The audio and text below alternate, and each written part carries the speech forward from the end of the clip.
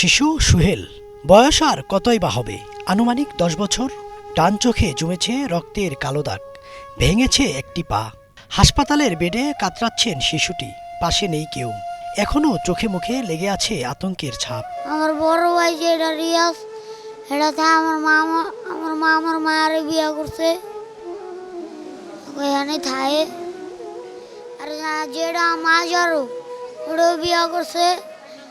আমার মা যারো ভাইয়ের বউ আছে না, হ্যাঁ ভালো জানে, কিন্তু আমার ভাই আমার দেখলে ফিডায়, যেহেতু হলো সুস্থ, একদিনও থাম না, ডাইরেক্ট থামগা। শিশুটির এমন খারাপ সময়ে পাশে নেই পরিবারের কেউ। বলছেন বাবা মা মারা গেছেন, তবে ভাই ভাবি ও মামার নাম বলতে পারেন সুহেল। সুস্থ হয়ে ফিরতে চান গ্রামে। ভাঙা কণ্ঠে বলছেন এই গাড়ির শহরে আর থাকতে চাইছেন না তিনি, তবে ফেরার যে কোনো পথ নেই তার। গ্রামের বাড়ি ভোলার চরফ্যাশন এলাকায়, এর বাইরে আর কিছুই বলতে পারছেন না শিশু সুহেল। আমার দাদা আছে সর্বসম, আব্দুল হালিমের গো বাড়ি বিচার করে আমার দাদা। আমার গ্রামে বলা সর্ব, বলা সর্বসম। রাস্তা বেরোইতেছি, কানাগাড়ারে পার করুন ধরছি, আর এই কানাগাড়ারে পার করা আবার আইতেছি, আর এটা মারে দিছি।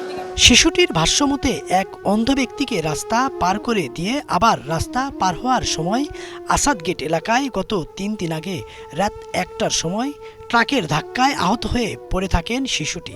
প্রত্যক্ষদর্শীদের সহযোগিতায় জাতীয় অর্থোপেডিক হাসপাতাল ও পুনর্বাসন প্রতিষ্ঠান পঙ্গু হাসপাতালে নিয়ে আসা হয় সুহেলকে।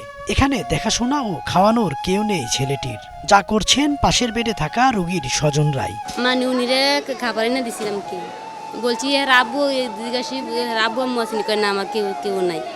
তো আমার এই রুগী এই জায়গায় আসলে, তো আজকে সিট এই জায়গায় পাইছি, তো দোকান তাই না আবার খাবার দিছি। কি এর মাধ্যমে যদি ভাই ওর বাসায় ফেরত যেতে পারে, এটাই যে এখানে থাইকা হচ্ছে কি খাবার দাবারের একটা সমস্যা আছে, খাবার দাবারও ঠিকমতো খাওয়া দাওয়া হচ্ছে না, যেহেতু সকাল থেকে এখন পর্যন্ত স্টিল নাও না খাওয়া।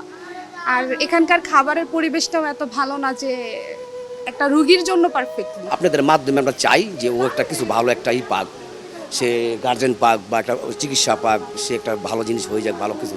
এখন তো আর খাওয়া দাওয়ার সমস্যা, ইয়ের সমস্যা। এখন আপনারা দেখেন ওই ম্যাডাম আছে, তাদেরকে সবাইকে জিজ্ঞাসা করে দেখেন, এখানে তো রুগীর ভালো একটা খাবারের একটা কিছু নাই। তারা বলছেন এই প্রতিবেদনের মধ্য দিয়ে যেন সন্ধান মিলে এই শিশুটির পরিবারের, এমন প্রত্যাশা করছি আমরাও। ঠিক একই রকমের প্রত্যাশা করছেন পাশে থাকা অন্য রোগীর স্বজনরাও। এই ছোট্ট সুহেল পড়ে আছে পঙ্গু হাসপাতালের বেডে।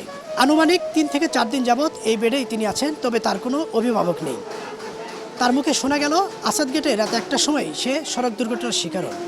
একজন অজ্ঞাত ব্যক্তি তাকে নিয়ে এসে এখানে ভর্তি করান, যদিও তাকে আর পাওয়া যায়নি। তবে নিজের নাম আর সুহেল বলতে পারলেও বাবা মার নাম বলতে পারছেন না, তবে বাড়ি বরিশাল ভোলায়। তো এই হাসপাতালের লোকজন আমাদেরকে দেখে নিয়ে আসেন এখানে। তো আমরা চাই যে বাংলা ভিশনের এই সংবাদ প্রচারের পরে এই ছোট্ট শিশু যেন তার পরিবারের কাছে ফিরে যেতে পারেন, এই প্রত্যাশায় আমার এবং সবার। ইদ্রিস আলম, বাংলা ভিশন, ঢাকা।